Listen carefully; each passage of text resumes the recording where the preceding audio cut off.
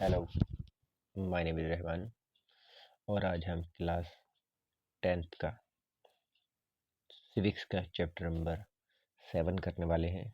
इस चैप्टर का नाम आपको पता होगा। इस चैप्टर का नाम है लोकतंत्र के परिणाम। इस चैप्टर को हम क्वेश्चन वाइज कवर करेंगे। मतलब यहाँ पर जो एनसीईआरटी की बुक में आपकी हेडिंग दी जाती है, मैंने उससे क्वेश्चन बनाए हैं और उसके मैं आंसर करूँगा। शायद ही आपको समझने में हेडिंग वाइज के मुकाबले ज़्यादा सहायक रहेगा। आइए शुरू करते हैं। यहाँ पर किताब के अंदर अगर आप देखोगे तो उन्होंने सबसे पहले वहाँ पर डेफिनेशन दी है लोकतंत्र और राजतंत्र की।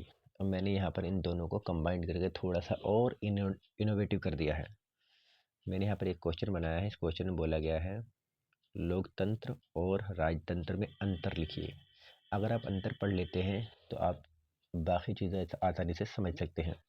आपको यहाँ पर एक तरफ हेडिंग डालनी है और वहाँ पर लिख देना है क्या, लोकतंत्र, और दूसरी तरफ हेडिंग डालनी है, यहाँ पर लिख देना है राजतंत्र।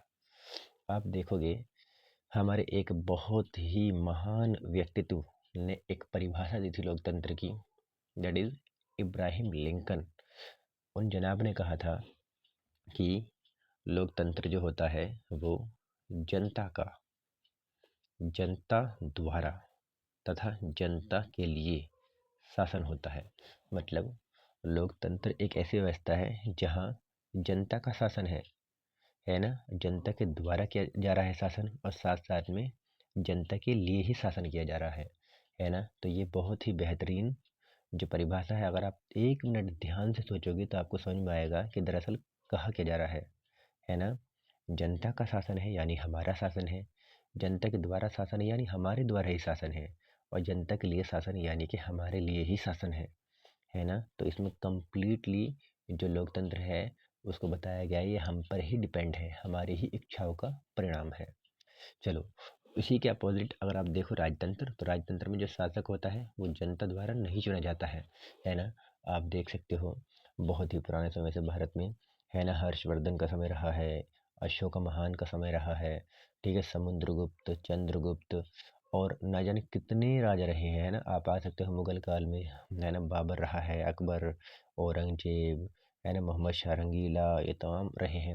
इनमें से कोई भी चुना नहीं जाता था। ये जब इनका एक मतलब जो इनके एक हम कह सकते हैं पिता होते थे, है ना, जब उनकी डेथ होती थी तो उनमें से जो भी बेटा सबसे योग्य होता था वो अपने सभी भाइयों को या तो परास्त करके या फिर मार के राजा बन जाता था, है ना। तो यहाँ पर कोई भी इलेक्शन नहीं होता था। यहाँ पर एक तरह से मान लो जिसकी लाठी उसकी भैंस, तलवार के बल पर ये राजा बनते थे। तो हम कह सकते हैं कि यहाँ पर राजा यानी कि शासक को चुनने में जनता का कोई योगदान नहीं होता है, यानी कि राजतंत्र में जो शासक होता है वो जनता के द्वारा नहीं चुना जाता है। जबकि लोकतंत्र में जैसे कि मान लो अभी हमारे माननीय प्रधानमंत्री श्री नरेंद्र मोदी हैं, तो उनको जनता के द्वारा चुना गया है ना। तो आज के टाइम पे यानी जो लोकतंत्र होता है उसमें जो शासक होता है वो जनता के द्वारा चुना जाता है, जबकि पुराने समय में जो शासक होता था वो जनता के द्वारा नहीं चुना जाता था। तो उस समय पर राजतंत्र था, आज लोकतंत्र है।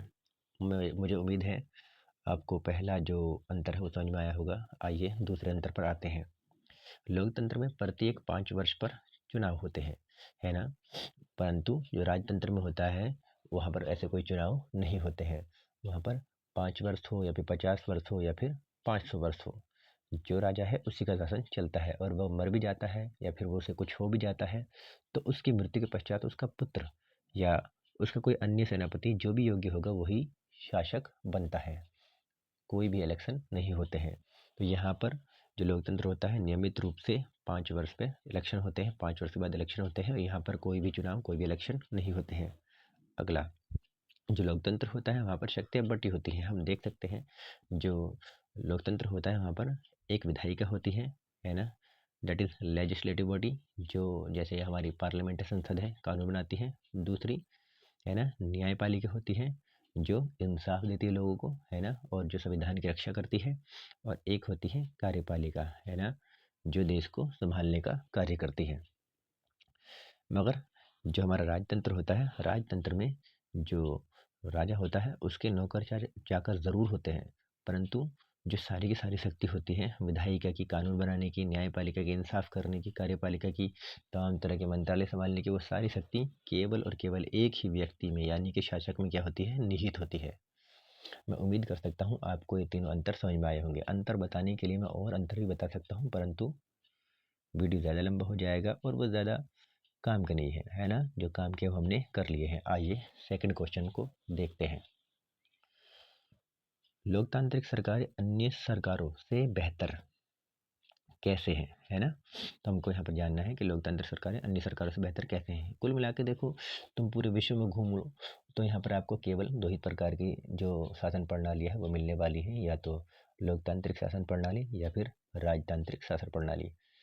अब आप समझ सकते हो जो लोकतांत्रिक शासन प्रणाली है वो राजतांत्रिक शासन प्रणाली से किस प्रकार बेहतर है, ये हमें यहाँ पर बताना है। तो देखिए क्या लिखा गया है। लोकतंत्र हमेशा किसी भी अन्य शासन प्रणाली यानी कि वही राजतंत्र शासन प्रणाली से बेहतर है, क्योंकि अब यहाँ पर हम नीचे कुछ कारण बताएंगे। नंबर 1, नागरिकों के बीच समानता। जो लोकतंत्र होता है, लोकतंत्र एक ऐसी ऐसी व्यवस्था है जहाँ पर नागरिक के आधार पर समानता मिलती है। आप समझ सकते हो, आप एक नागरिक हो, है ना। हो सकता है आपका धर्म कोई दूसरा हो, आपकी भाषा कोई दूसरी हो, है ना, और कोई कहीं दूर रहता हो, है ना, मगर भारत का ही हिस्से का है, वो भारत का ही नागरिक है वो भी, है ना। उसकी भाषा कुछ और हो, उसका धर्म कुछ और हो, मगर देखो वोट डालने का अधिकार उसको भी है, वोट डालने का अधिकार आपको भी है। तो हम कह सकते हैं भारत का नागरिक होने के नाते क्या है, उसका धर्म कुछ और है, उसकी भाषा कुछ और है, परंतु वोट वो भी डाल सकते हैं, है ना। मतदान वो भी कर सकते हैं, और मतदान आपका धर्म कुछ और है, आपकी भाषा कुछ और है, आप भी कर सकते हैं। तो एक ही देश का नागरिक होने के नाते जो लोकतंत्र होता है वहाँ पर समानता मिलती है। ये हमारा क्या है, एक इसका बेहतर एग्जाम्पल है। नंबर 2, व्यक्ति की गरिमा का सम्मान। यहाँ पर किसी भी व्यक्ति की जो गरिमा होती है उसका पूरा सम्मान किया जाता है ना। आपकी सेल्फ रिस्पेक्ट का पूरा ख्याल रखा जाता है। आपकी गरिमा को किसी प्रकार की ठेस नहीं पहुंचाई जा सकती। अब हम आगे देखते हैं, निर्णय लेने की गुणवत्ता में सुधार। आप समझ सकते हो, लोकतंत्र में जब कोई कानून बनता है तो संसद में कई बहस होती है ना, कई रीडिंग होती है, उस पर चर्चा होती है, परिचर्चा होती है, फिर कमेटी बैठती है, तब जाके कोई भी निर्णय लिया जाता है। हाँ, निर्णय लेने में देरी ज़रूर होती है, परंतु निर्णय भी सोच समझकर बेहतर निर्णय लिया जाता है। तो हम कह सकते हैं कि यहाँ पर जो चर्चा परिचर्चा है उसके द्वारा बेहतर तरीके से अच्छी गुणवत्ता के साथ अच्छे निर्णय लिए जाते हैं, इसलिए भी लोकतंत्र दूसरी शासन प्रणाली से बेहतर है। अगला, गलतियों को सुधारने की गुंजाइश। लोकतंत्र में गलतियों को सुधारने की गुंजाइश होती है। आप इसको ऐसा समझ सकते हैं, मान लीजिए कोई भी एक शासक है ना, कोई भी एक नेता है, कोई भी एक लीडर है ना, उसको आपने अच्छा समझकर, अच्छा जान करके हमारे देश का भला करेगा, शिक्षा को आगे लेके जाएगा, है ना, और पढ़ाई लिखाई में बच्चों की मतलब हेल्प करेगा, अपने देश के फ्यूचर को आगे लेके जाएगा, या देश की रक्षा करेगा, बहुत चीज़ें करेगा। आपने ये समझकर उसको वोट दिया, उसको मतदान किया, उसको जिताया, परंतु वो ऐसा नहीं करता है, वो और उसका उल्टा कर रहा है ना। तो आपके पास एक अवसर है कि 5 वर्ष बाद जब वो वोट मांगने के लिए आएगा तो आप उसको वोट ना दो, मतलब वोट देने से नकार सकते हो, वोट नहीं दो, है ना। आपको जो लगता है कि ये आदमी सही नहीं है, इसके अपोजिट में कोई दूसरा आदमी सही है, तो आप उसको वोट दे सकते हो, है ना। तो आपने जो पहली बार गलती की थी, उस आदमी को वोट देकर जो लीडर बनने के लायक ही नहीं था, उसको आपने लीडर बना दिया था। अब आप क्या है, उसको वोट ना देकर अपनी गलती सुधार सकते हो। तो इस तरह से हम कह सकते हैं कि लोकतंत्र में गलतियों को सुधारने की गुंजाइश भी होती है। अगला, जवाबदेही। जवाबदेही आप देख सकते हो कि जो हम देखते हैं हमारी जो संसदीय शासन प्रणाली है उसमें जो कार्यपालिका होती है वो विधायिका के सामने जवाबदेह होती है, यानी जो हमारे मंत्री होते हैं, जो हमारे मंत्रालय संभालते हैं और किसी तरह का भी काम करते हैं, है ना, तो वो पार्लियामेंट यानी कि हमारी जो संसद होती है उसके मंत्रियों के सामने क्या करते हैं, वो जवाब देते हैं, उनको जवाब देना पड़ता है। और आप ये भी समझ सकते हो कि मीडिया या फिर बहुत सारी जो चीज़ें होते हैं सोशल मीडिया वगैरह पे हम किसी भी मंत्री से, किसी भी तंत्री से कुछ भी पूछते हैं और उसको जवाब देना होता है। आप इसको कुछ ऐसे भी समझ सकते हो कि हमारे पास एक एक्ट है, जिस एक्ट का नाम है RTI, right to information act. आप इसके द्वारा भी किसी भी सरकारी मंत्रालय के विषय में जान सकते हैं। मतलब सरकार बाध्य है आपको जवाब देने के लिए। तो जवाबदेही निश्चित होती है। आप इसको इस तरह भी समझ सकते हो कि हर 5 साल बाद जो लीडर्स हैं वो आपके पास आएँगे वोट माँगने के लिए। मतलब उन्होंने अपने पिछले 5 साल के भीतर क्या किया वो आपको गिनाएँगे, आपको बताएँगे कि हमने आपने हमें वोट दिया था, 5 साल के भीतर हमने ये किया, है ना? आप हमें वोट दोगे, हम आगे ये करेंगे। तो कुल मिला के उनको जवाब देना होगा जो उन्होंने समय बिताया है।